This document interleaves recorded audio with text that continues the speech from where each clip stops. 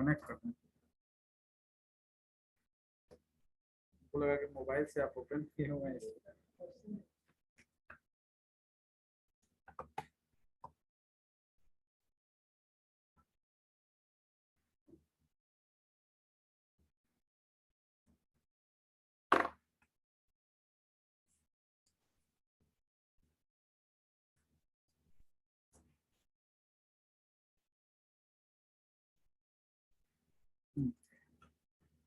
So if you have any doubt,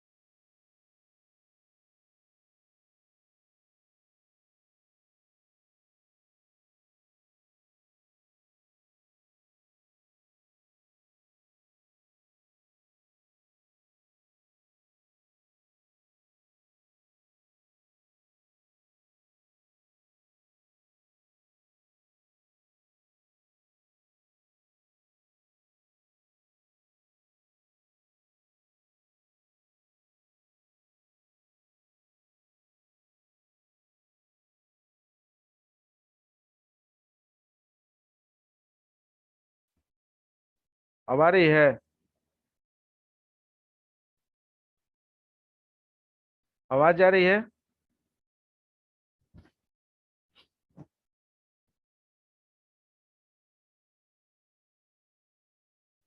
तो math coprocessor is introduced to handle floating point operation inside the computer, जिसको आप को processor भी बोल सकते हैं एक तरह से। और इसको पिन डायग्राम में हम लोग देखे थे फर्स्ट ईयर में, ठीक है ना।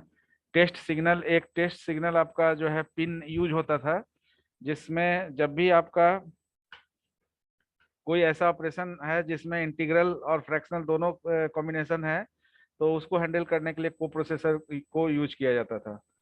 तो बेसिक ऑपरेशन जो आपका है वो एएलयू से हैंडल होता है।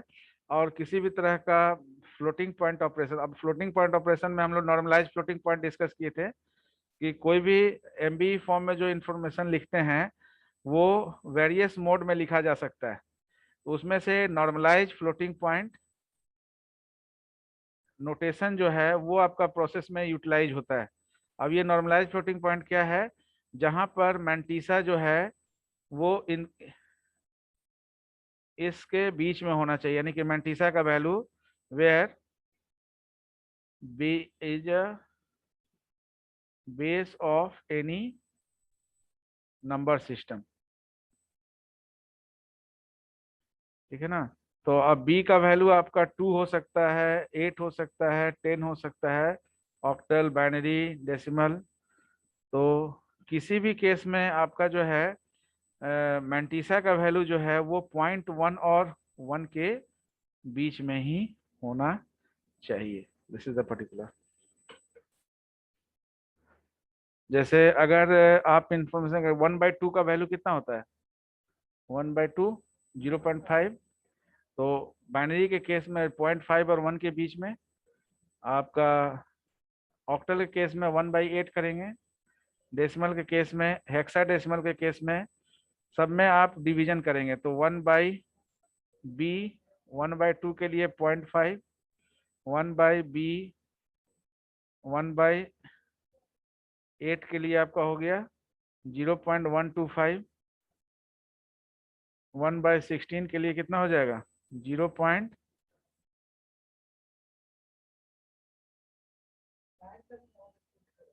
हाँ, कितना हो जाता है डिवाइड करने से?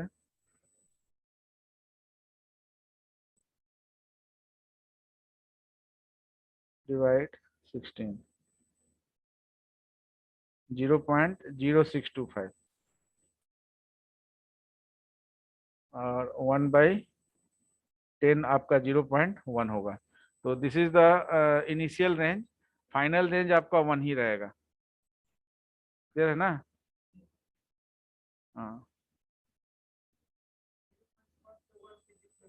हम्म। Any other topic?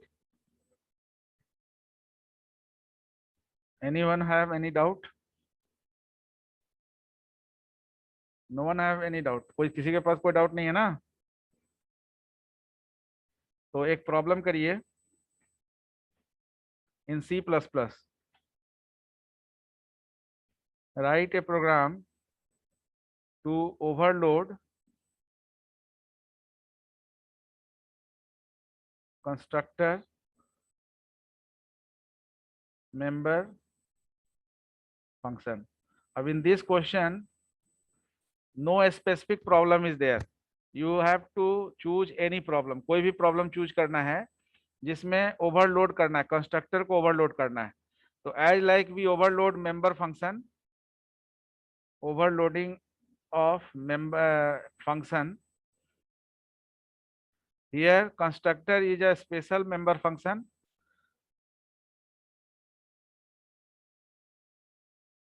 So we have to overload the constructor as a special member function. So like any normal function is overloaded, your constructor is also overloaded. तो you just take any example, कोई भी example program आप लिखिए अभी, और जिसको बोलेंगे share करेंगे ऑनलाइन में भी। You just open your compiler and write the program over there. If you are using mobile, then open the online compiler. So, and if you are using a laptop or desktop, so you just write the complete program.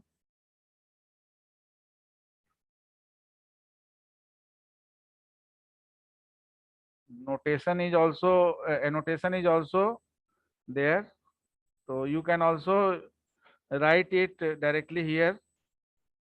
So raise the hand who wants to write the program. Program को कौन लिखना चाहेंगे? या जो laptop से desktop से जुड़े हैं और ब्राउजर कंपाइलर उन जो है वो ओपन किए हुए हैं। So I just stop the sharing and initiate that sharing in which you are writing the program. Anyone? अच्छा ठीक है, I will select the student. How many of you connected with the laptop और desktop? Raise the hand. कौन कौन laptop या desktop से जुड़े हुए हैं?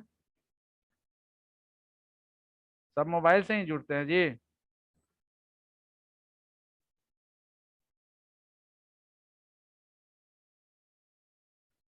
राहुल कुमार, अनुभव,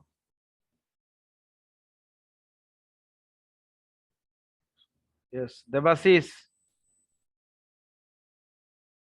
are you connected with laptop और मोबाइल? आवाज नहीं जा रही है क्या जी? हाँ बोलिए।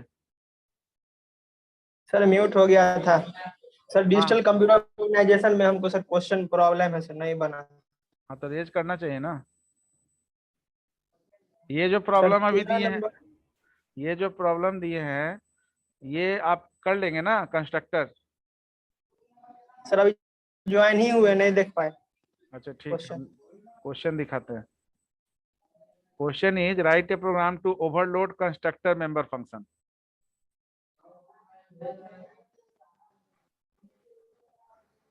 Constructor member. हाँ, कोई यस भी सर। इसमें स्पेसिफिक कोई प्रॉब्लम नहीं दिया हुआ है।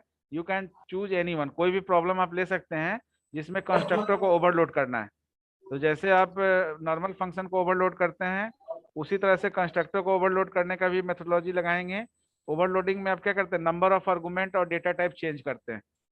तो कंस्ट्रक्टर का भी पैरामीटर और नंबर ऑफ पैरामीटर को चेंज करके ओवरलोड किया जा सकता है। तो यू कैन, इस तरह का प्रॉब्लम आए तो you can select any simple program and design constructor for that and implement the same. ठीक है, बाकी लोग इसको लिखिए। कोई भी लैपटॉप से या डेस्कटॉप से कनेक्ट नहीं है? नो सर, मोबाइल से ही है। ठीक, हाँ तो अब तुम बताओ, इसको लिखेंगे लोग। हाँ, तुम्हारा बताओ कि क्या, कौन सा क्वेश्चन में है डिजिटल ऑर्गेनाइजेशन, कौन सा question? Sir 13 number question. Question बोलिए। क्वेश्चन सर, एक मिनट। क्वेश्चन ओपन करना होगा ना, तो ये मिनिमाइज।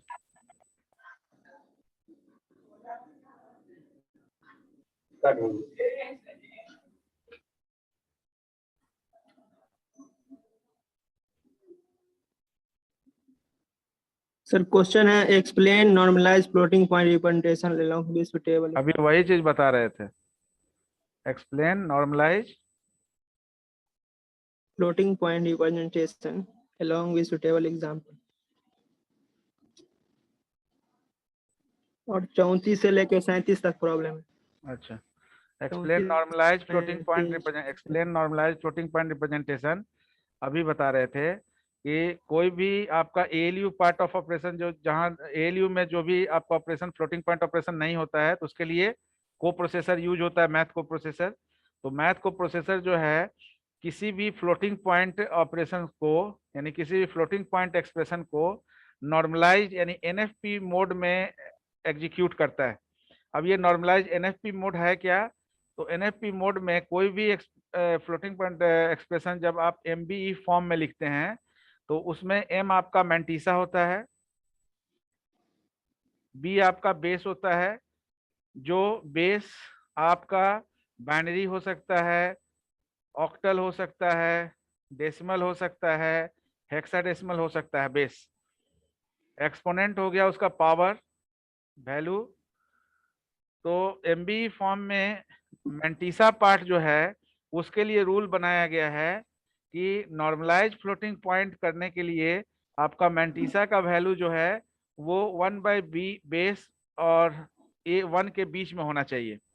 अब अगर बेस इक्वल टू 10 है फॉर डेसिमल नंबर सिस्टम के लिए, मैंटीसा का वैल्यू 0.1 और 1 के बीच में होना चाहिए, क्योंकि 1/10 आपका 0.1 होगा। तो अगर कोई मैंटीसा जैसे दिया हुआ है 324 32.4 इंटू 10 का पावर 2, तो इसमें ये मैंटीसा है, ये बेस है, ये एक्सपोनेंट है। अब ये क्वेश्चन होगा कि वेदर दिस नोटेशन, यानी कि जो ये एक्सप्रेशन दिया हुआ है, इसमें ये इसको हम एनएफपी कह सकते हैं या नहीं? ये एनएफपी है, नॉर्मलाइज फ्लोटिंग पॉइंट में है कि नहीं? तो नो, ये एनएफपी में नहीं है। क्यों नहीं नहीं, है? क्योंकि इसका जो मैंटीसा का वैल्यू है वो 1 से बहुत 1 ज्यादा से है, लेसर 1 से ज्यादा है, ग्रेटर हो जा 32 रहा है। है। हाँ, तो आपका मैंटीसा का वैल्यू, और डेसिमल नंबर सिस्टम है क्योंकि यहाँ बेस 10 है, तो डेसिमल नंबर सिस्टम के लिए मैंटीसा का वैल्यू 0.1 और 1 के बीच में होना चाहिए। तो उसके लिए इसको नॉर्मलाइज करने के लिए क्या करना होगा? पॉइंट को 2 प्लेस लेफ्ट शिफ्ट करना होगा। तो 2 प्लेस लेफ्ट शिफ्ट करेंगे तो पावर क्या होगा? इंक्रीज होगा। बढ़ेगा? यस। बढ़ेगा कि घटेगा? 32.4 इंटू 10⁻², इसका एक्चुअल वैल्यू कितना हुआ? 3240। तो 3240 हमको चाहिए, तो 10 का पावर कितना करेंगे? हाँ हाँ, तो कितना प्लेस बढ़ेगा? 4 होगा ना, 2 प्लेस इधर गया तो लेफ्ट में जाएंगे तो बढ़ता है, राइट में जाएंगे तो अब 10 का पावर 4 हो गया, तो ये यस कितना सर। हो जाएगा? 10 का पावर 4 हो गया तो ये 1000 है, तो 3240 वही रह गया। लेकिन यहाँ चेंज क्या हो गया? यहाँ पर मैंटीसा अब जो है आपका 0.1 और 1 के बीच में हो गया। यही है नॉर्मलाइज फ्लोटिंग पॉइंट। तो नॉर्मलाइज फ्लोटिंग पॉइंट निकालने के लिए अगर आता है तो आपको मैंटीसा का वैल्यू को चेक करना है कि मैंटीसा का वैल्यू आपका जो है वो अगर डेसिमल है, बेस अगर डेसिमल का है तो डेसिमल के लिए मैंटीसा का वैल्यू 0.1 और 1 के बीच में होना चाहिए। Is it clear? Yes sir. Sir 2 example बोला है तो 2 एनएफपी का लिख देंगे एग्जांपल अपने मन से। कोई भी आप, जैसे 32.4 लिए आप 122.5 या 1.25 ऐसा कोई भी एग्जांपल ले सकते हैं। यस, तो खुद से वो लिख सकते हैं ना? हाँ हाँ, यहाँ जैसे एग्जांपल आप, you can take any example, but final answer is in NFP. आप जो फाइनल कन्वर्ट करके बताएंगे उसमें जस्टिफाई यही करेंगे कि because the mantissa is in between 0.1 and 1 and the condition is fulfilled here, that's why this is the normalized floating point representation for the problem, जो भी आप प्रॉब्लम ले रहे हैं। क्लियर? Yes sir. और नेक्स्ट कौन सा क्वेश्चन में डाउट है? 34। बाकी लोग जिसको डाउट नहीं है वो कंस्ट्रक्टर का प्रॉब्लम लिखिए, क्योंकि डाउट लेस हैं, पूछे हैं, डाउट है तो कोई डाउट रेज नहीं किए। हाँ, क्वेश्चन नंबर 9 सर। हाँ 34 सर, क्या 34। है क्वेश्चन में? Write a program to evaluate the arithmetic statement x equal to a plus B नहीं, वो एक्सप्रेशन कुछ भी हो, हम into आपको ये c बताते plus d। हैं। एक्सप्रेशन तो आपको जो है वो आपको सॉल्व करना होगा। जैसे फॉर एग्जांपल Yes, sir। अगर कोई भी expression x equal to a plus B दिया हुआ है, तो जो इंस्ट्रक्शंस क्लासिफिकेशन हम लोग देखते हैं सीपीयू में, ये चूंकि ये टॉपिक ऑलरेडी हम लोग डिस्कस किए थे फर्स्ट ईयर में सीपीयू ऑर्गेनाइजेशन में, तो इंस्ट्रक्शन, जो भी इंस्ट्रक्शन फॉर्मेट होता है वो इंस्ट्रक्शन फॉर्मेट में आपका जो है असेंबली लैंग्वेज में 2 मैंडेटरी सेक्शन होता है। एक होता है आपका ओपी कोड और दूसरा होता है ऑपरेंड। ठीक है ना, ओपी कोड और ऑपरेंड, ये 2 मैंडेटरी सेक्शन है। और एक होता है आपका मोड फील्ड, जिसके लिए हम लोग एड्रेसिंग मोड्स डिस्कस करते हैं। ठीक है ना, फर्स्ट ईयर में हम लोग एड्रेसिंग मोड्स इंटेल 8086 का भी देखे थे। अभी जो एड्रेसिंग मोड्स हम लोग देखेंगे सीपीयू ऑर्गेनाइजेशन में, वो जनरली आपका addressing modes common for any computer होगा, नॉट फॉर स्पेसिफिक कंप्यूटर या माइक्रो प्रोसेसर होगा। ठीक है ना, तो एड्रेसिंग मोड्स मोड फील्ड के लिए होता है। इंस्ट्रक्शन फॉर्मेट में 2 सेक्शन होता है, ओपी कोड और ऑपरेंड। अब यहाँ पर हम लोग ऑलरेडी इसको डिस्कस किए हैं। ओपी कोड जो आपका है उसमें डेटा ट्रांसफर, डेटा मैनिपुलेशन और प्रोग्राम कंट्रोल इंस्ट्रक्शन, ये 3 तरह का इंस्ट्रक्शन होता है। जैसे डेटा ट्रांसफर में हम लोग यूज करते हैं push, pop, load, store, move, etcetera. Data manipulation में आपका अर्थमेटिकल, लॉजिकल और शिफ्टिंग ऑपरेशन होता है, जो हम लोग डिस्कस किए थे। अर्थमेटिकल, लॉजिकल और शिफ्टिंग। प्रोग्राम कंट्रोल स्टेटमेंट में जंप, ब्रांचिंग, ये सारा स्टेटमेंट आता है। ऑपरेंड यहाँ पर जो है मतलब है कि डेटा होल्ड जो करता है वो कोई मेमोरी लोकेशन हो सकता है या कोई रजिस्टर हो सकता है। यानी यहाँ पर जो आपका वेरिएबल जो आप प्रोग्राम में लेते हैं वो पर वेरिएबल केवल मेमोरी लोकेशन लेते हैं। यहाँ पर आपका वेरिएबल जो यानी कि जिस पर्पस के लिए वेरिएबल क्यों लेते हैं, डेटा को एलोकेट करने के लिए, तो यहाँ पर आपका जो डेटा है वो रजिस्टर या किसी वेरिएबल दोनों में से कहीं पर भी हो सकता है। तो ये स्ट्रेटजी ओपी कोड और ऑपरेंड फील्ड हमको हर इंस्ट्रक्शंस के लिए लिखना होता है। तो इंस्ट्रक्शंस का क्लासिफिकेशन हम लोग डिस्कस किए थे कि नंबर ऑफ ऑपरेंड के बेसिस पर आपका जो है 4 तरह का इंस्ट्रक्शन क्लासिफिकेशन होता है, 0 एड्रेस, 1 एड्रेस, 2 एड्रेस और 3 एड्रेस। ये किस बेसिस पर होता है? Number of operand used in the instruction. तो और दूसरा हम लोग ये भी डिस्कस किए थे कि ये आपका जो वेरियस टाइप्स ऑफ कंप्यूटर, ये 3 तरह का कंप्यूटर होता है। यानी सीपीयू ऑर्गेनाइजेशन जो है 3 तरह का आपका ऑर्गेनाइज होता है। एक स्टैक ऑर्गेनाइज्ड, एक होता है एक्यूमुलेटर ऑर्गेनाइज्ड, और एक होता है आपका जनरल पर्पस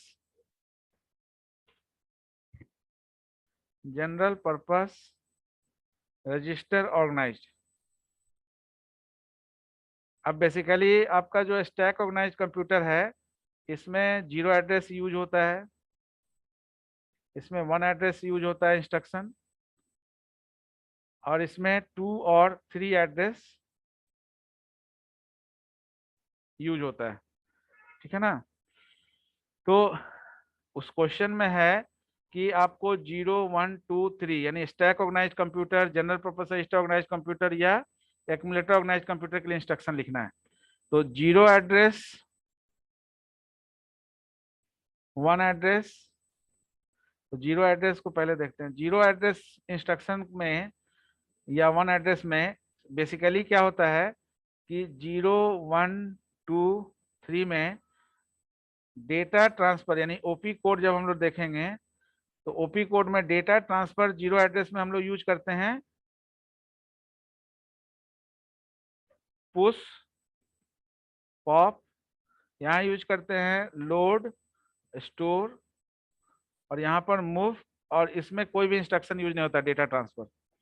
डेटा मैनिपुलेशन के लिए इस एक्सप्रेशन में सपोज ऐड है तो 3 सब में ऐड यूज होगा। ठीक है? तो अब 0 एड्रेस के लिए क्या है कि जो भी एक्सप्रेशन दिया है उसका सबसे पहले पोस्ट फिक्स फॉर्म हम लोग लिखेंगे। तो a प्लस बी का पोस्ट फिक्स क्या हो जाएगा? A B plus. अब यहाँ पर डेटा ट्रांसफर के लिए पुश और पॉप इंस्ट्रक्शन यूज लिखना है। तो इसी को स्कैन करेंगे लेफ्ट टू राइट, तो push A, push B, that means A को पुश किया तो टॉप ऑफ द स्टैक में ए गया, बी को किया तो टॉप ऑफ द स्टैक में बी गया, और फिर आपका ऑपरेटर ऐड है तो ऐड, यानी टॉप ऑफ द स्टैक क्या हो गया? टॉप -1 ए है प्लस टॉप। फाइनली ये जो रिजल्ट स्टैक में है उसको बाहर निकालना है पॉप, और स्टोर करना है एक्स में। तो पॉप एक्स, क्लियर है ना? तो 0 एड्रेस के लिए हमको क्या है कि इनफिक्स, प्रीफिक्स और पोस्टफिक्स में से postfix form of the expression लिखना होता है। 1 एड्रेस के केस में ये क्लियर है ना?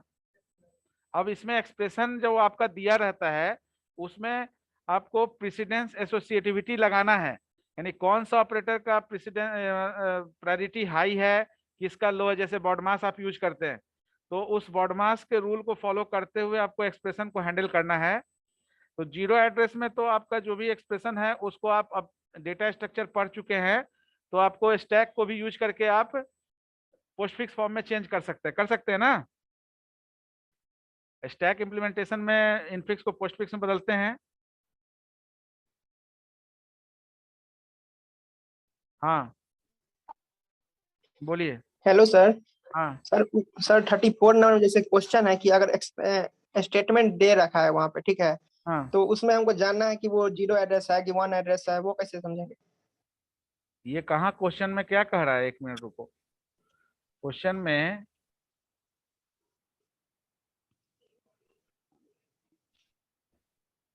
अरिथमेटिक स्टेटमेंट को सर इवेल्यूट करना है, और मतलब कि उसमें बताना है कि ऑप्शन दे रखा है ए बी सी डी कर।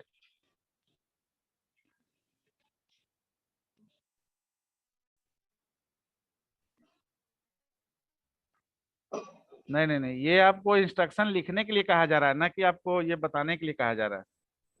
ये लिखने के लिए कहा जा रहा है कि यूजिंग जनरल मतलब रजिस्टर कि सर 3 कंप्यूटर। एड्रेस के साथ इसको हाँ, इवेल्यूट 3 करना है। Address, general purpose register 3 address और 2 एड्रेस दोनों पर काम करता है।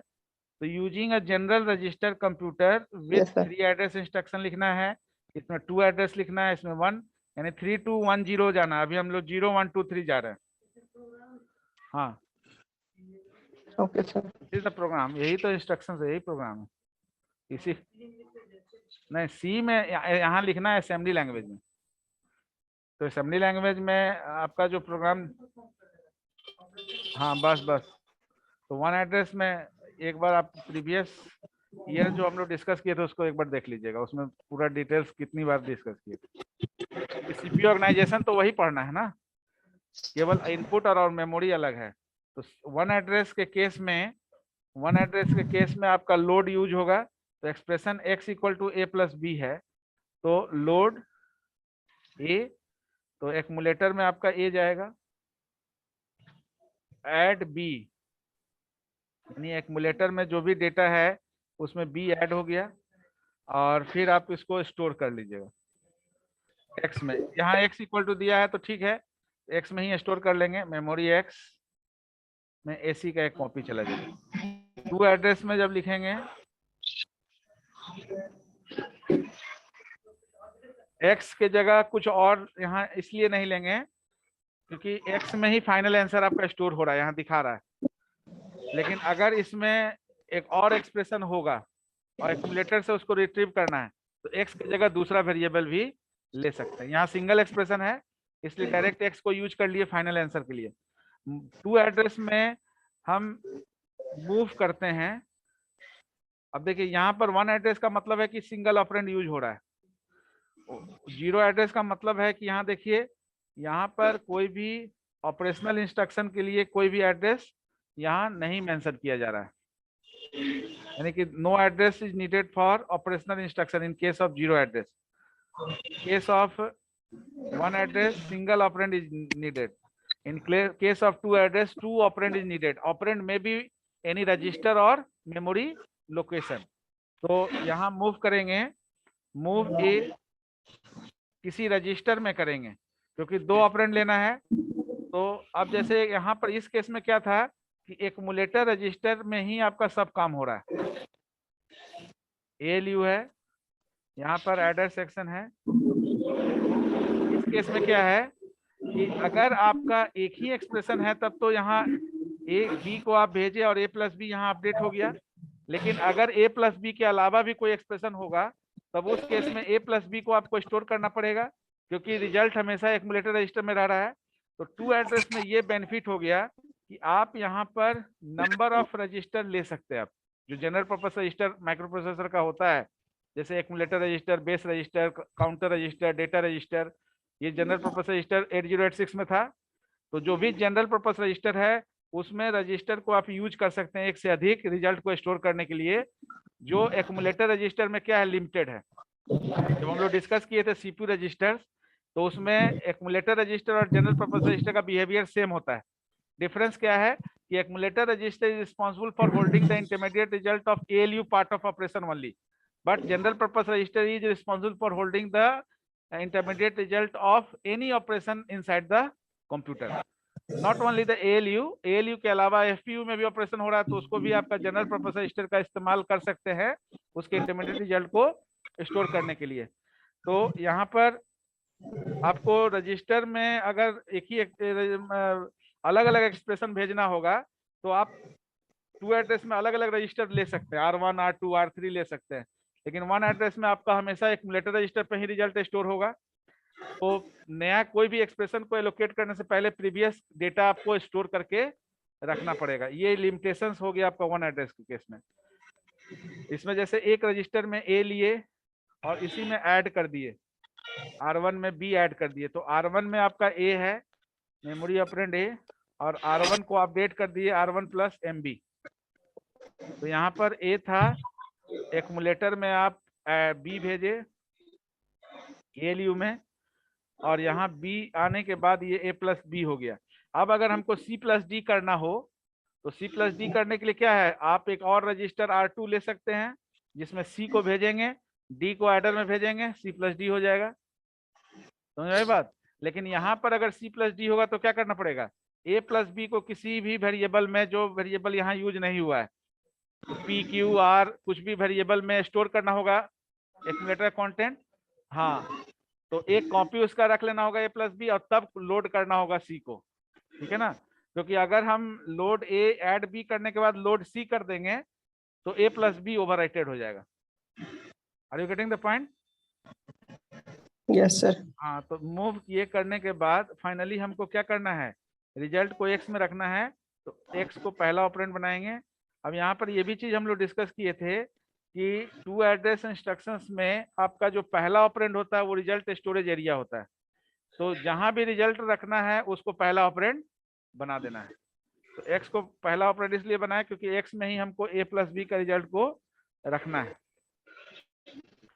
और यही चीज 3 एड्रेस के केस में, 3 एड्रेस के केस में आपका किसी भी तरह का डेटा ट्रांसफर का जरूरत नहीं। क्यों? क्योंकि 3 एड्रेस के केस में आपका पहला जो ऑपरेंड है वो रिजल्ट स्टोरेज एरिया के रूप में यूज होता है। तो सिंपली ये X equal to A plus B के लिए एक ही लाइन का कोड आपका काम करेगा। ऐड X में स्टोर करना है फाइनल रिजल्ट, ऐड किसको करना है, A और B को। तो 3 ऑपरेंड में से लास्ट का जो 2 ऑपरेंड है वो ऑपरेशन के हिसाब से, ओपी कोड के हिसाब से काम करता है, और पहला जो ऑपरेंड है वो रिजल्ट को स्टोर करने के लिए यूज किया जाता है। यानी X never participate in operation in 3 address instruction. In this case, X is just used for storing the final outcome. So final outcome is stored in X. So MX is equal to MA plus MB. अब इसमें variations जो आपका various code जो हम लोग लिख रहे हैं वो वेरिएशंस, उसमें क्या होता है, लाइन ऑफ कोड आपका वेरी करता है। जैसे यहाँ पर लाइन ऑफ कोड 1 है, यहाँ पर लाइन ऑफ कोड आपका 3 है, यहाँ पर लाइन ऑफ कोड आपका 3 है, यानी सेम इंस्ट्रक्शन को एग्जीक्यूट करने के लिए। और यहाँ पर आपका लाइन ऑफ कोड 0 एड्रेस के लिए 4 है। यानी जैसे जैसे आप 0 से ऊपर बढ़ते हैं, देखिए जस्ट ये आपका रिवर्स है। प्रोग्रामिंग लैंग्वेज में क्या है, जब वेरिएबल बढ़ाते हैं तो लाइन ऑफ कोड बढ़ जाता है। यहाँ पर वेरिएबल बढ़ने से आपका लाइन ऑफ कोड कम हो रहा है, इसलिए कि यहाँ पर जो वेरिएबल है वो रिसोर्स मैनेजमेंट का काम कर रहा है, ठीक है ना। We are writing the instruction for hardware. तो यहाँ जो भी इंस्ट्रक्शन आप लिख रहे हैं वहां पर रिसोर्स, अगर रिसोर्स बढ़ा देंगे, ठीक है ना, इंस्टेंसेस बढ़ा देंगे तो क्या होगा, डेडलॉक नहीं होगा, क्योंकि एक ऑप्शन नहीं है, एक के अलावा दूसरा ऑप्शन भी है। जब एक ही रिसोर्स होता है तभी आपका कोई प्रोसेस जो है लोकेट नहीं हो पाता है, अगर वो रिसोर्स को रिलीज नहीं कर रहा अदर प्रोसेस।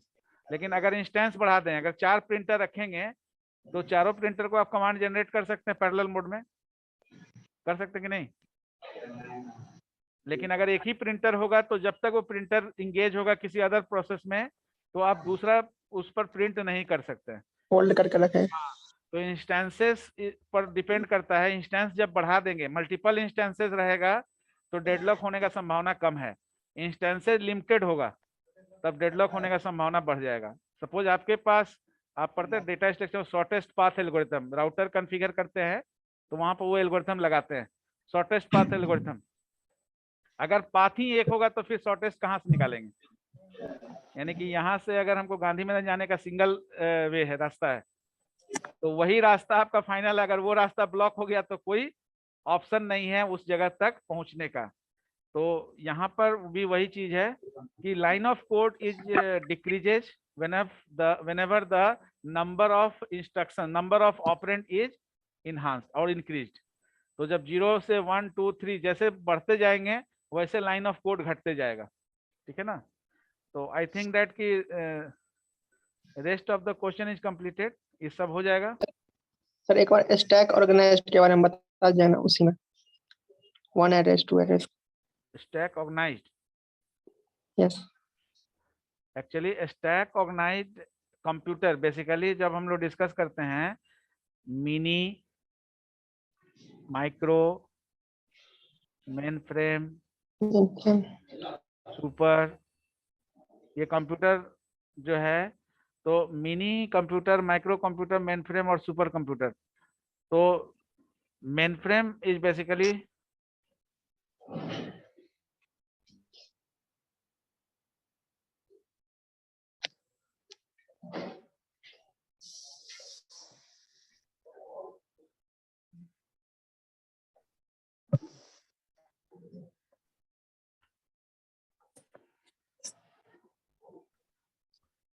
तो मिनी, माइक्रो, मेन फ्रेम और सुपर। तो मिनी कंप्यूटर बेसिकली यहाँ पर जो हम लोग बात करते हैं तो we just use a zero address, क्योंकि ये वर्क स्टेशन मेन फ्रेम क्या है, वर्क स्टेशन के रूप में स्पेसिफिक वर्क के लिए यूज होता है। माइक्रो कंप्यूटर जो है ये आपका 2 एज वेल एज 3 एड्रेस पर वर्क करता है, जो जनरल पर्पस रजिस्टर आप बोल सकते हैं इसको। और मिनी कंप्यूटर जो है ये 1 एड्रेस। तो आप ये बोल सकते हैं कि एक्यूमुलेटर ऑर्गेनाइज्ड कंप्यूटर, जिसको आप बोल सकते हैं मिनी कंप्यूटर, ठीक है। और स्टैक ऑर्गेनाइज्ड कंप्यूटर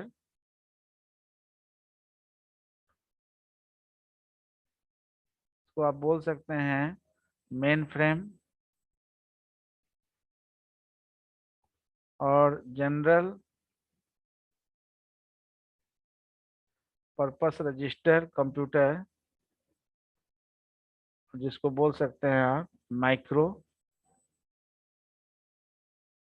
कंप्यूटर। तो स्टैक ऑर्गेनाइज्ड कंप्यूटर बेसिकली क्या है, this is the computer in which zero address instruction is used. अब zero address instruction is used because in this types of computer stack memory itself capable to store the result, no other resource area is needed to store the intermediate result। तो stack organised computer focus on the specific task और specific job. Specific job के लिए आपका, जैसे आप main frame computer की बात करेंगे, सुपर कंप्यूटर की बात करेंगे, तो वहाँ क्या है, वहाँ आपका नेचर ऑफ जो जॉब है वो यूनिफॉर्म है।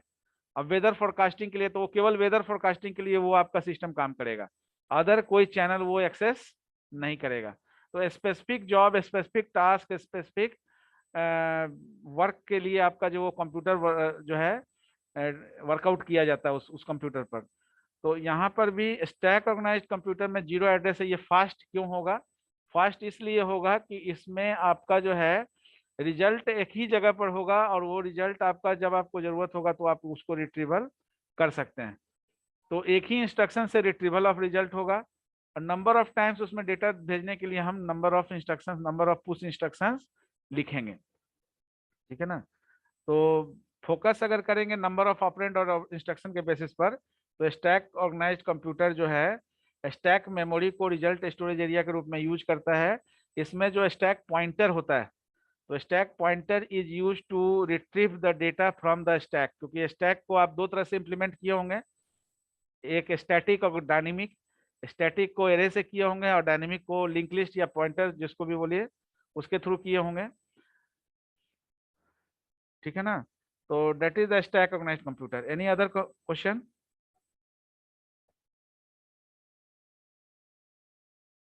और कोई क्वेश्चन नहीं है ना? Von Neumann is the model of the computer architecture. Von Neumann, Harvard, ये सब आपको जो है, it is the name of the scientist who give you the model of computer. तो वन न्यूमैन ने भी एक मॉडल ऑफ कंप्यूटर दिया था, और वन न्यूमैन के हिसाब से क्या था कि कोई भी कंप्यूटर में 4 ही मेन कंपोनेंट होता है। वन न्यूमैन ने ये कहा था। ये 4 मेन कंपोनेंट क्या क्या होता है? सीपीयू, मेमोरी, इनपुट और आउटपुट। तो और ये जो कंपोनेंट है ये आपस में कम्युनिकेट करने के लिए सिस्टम बसेस यूज करते हैं, control bus, address bus, data bus. Out of these three buses, your data bus is bidirectional, address bus and control bus is the unidirectional buses. So these buses are used to establish communication between the four components. Now here memory is the working memory. That means here memory is the RAM, यानी कि आपका जो RAM है वो यहाँ पर memory के रूप में यूज होता है। अब इसमें डायरेक्शन हम लोग डिस्कस किए थे कि जब डेटा बस है तो डेटा बस आपका जो है बाय डायरेक्शनल काम करता है, लेकिन इनपुट डिवाइस से आउटवर्ड और आउटपुट डिवाइस से इनवर्ड जाता है, क्योंकि इनपुट डिवाइस से डेटा बस को के थ्रू आप डेटा भेजते हैं और आउटपुट डिवाइस को डेटा बस के थ्रू आप डेटा रिसीव करते हैं। इनपुट में आउटवर्ड रहेगा, यानी आप कीबोर्ड से जो प्रेस करेंगे वो आपका डेटा बस से जाएगा और डेटा बस आउटपुट डिवाइस को वो रिसीव करेगा, ठीक है ना। बाकी सीपीयू जो है ये बाय डायरेक्शनल यूज करता है, मेमोरी भी आपका बाय डायरेक्शनल यूज करता है, यानी डेटा इन और डेटा आउट मेमोरी भी लेता है और फिर मेमोरी के थ्रू ही आपका फिर से रीलोकेट होता है जिस लोकेशन से आपका प्रोग्राम प्रोसेस कन्वर्जन हुआ था।